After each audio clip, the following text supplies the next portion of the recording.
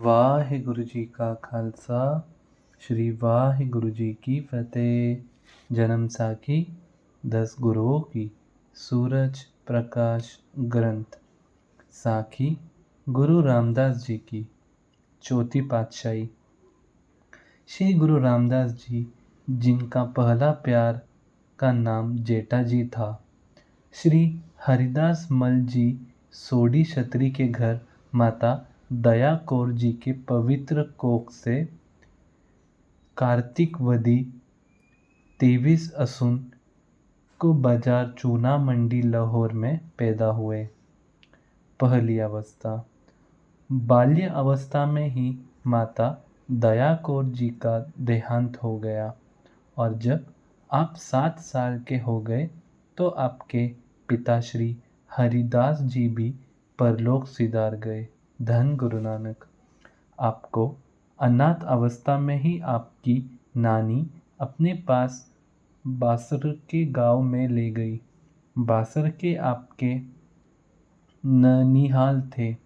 यहाँ आकर आपको नानी ने अन्य क्षत्रिय बालकों की तरह व्यस्त करने के लिए घुंगिया उबले हुए चने बेचने के लिए छबड़ी लगा दी।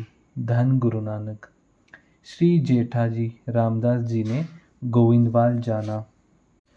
श्री गुरु अमरदास जी गांव बासरके के निवासी थे, जो श्री गुरु अंगद साहिब जी से गुरु सेवा प्राप्त करके गोंदे मरवाहा के प्रार्थना के अनुसार उसका नगर गोविंदवाल बसाने के लिए गोविंदवाल ही आ बसे थे।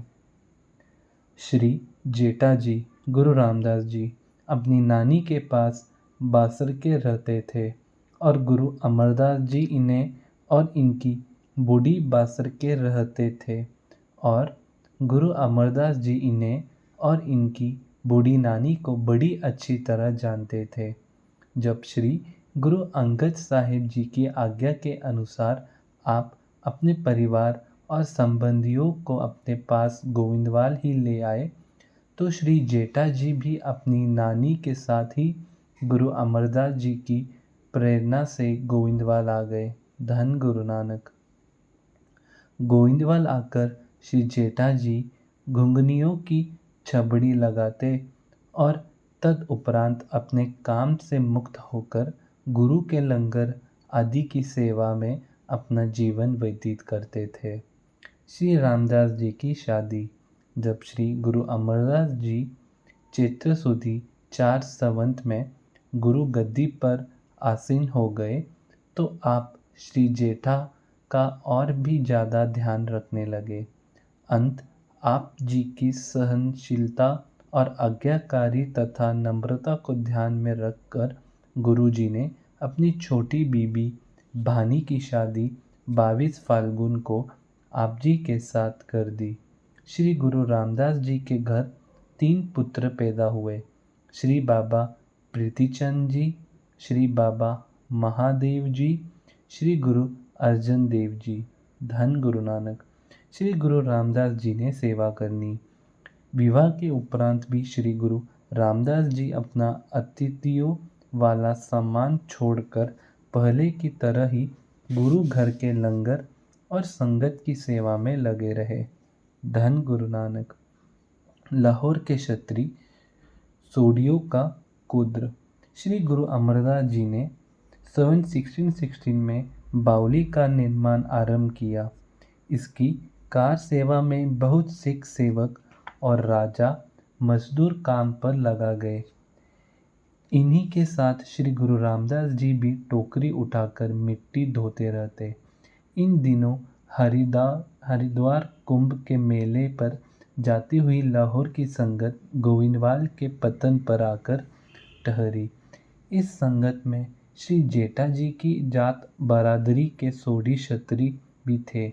उन्होंने जब श्री जेठा जी को टोकरी उठाते देखा तो वह बड़े क्रोध से गुरुजी के पास गए और कुछ कुडमाचरी का अहंकार और कुछ जेठा जी की बुरी हालत को देखकर गुस्से में भरे हुए बिना किसी सत्कार के गुरुजी को आपने कहा, आप यह अच्छा काम नहीं कर रहे।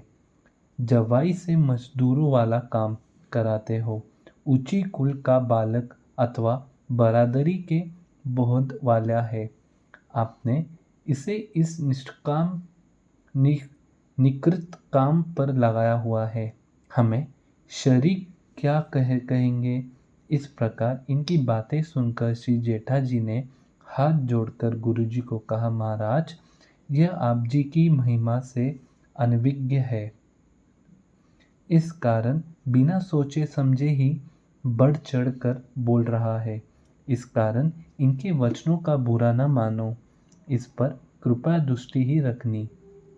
धन गुरु नानक। श्री जेठा जी की यह प्रार्थना सुनकर गुरुजी ने अनुभव किया कि जेठा जी के मन में हमारे प्रति कितना प्रेम और श्रद्धा है। लोकचारी लोकराज की इनको कोई परवाह नहीं।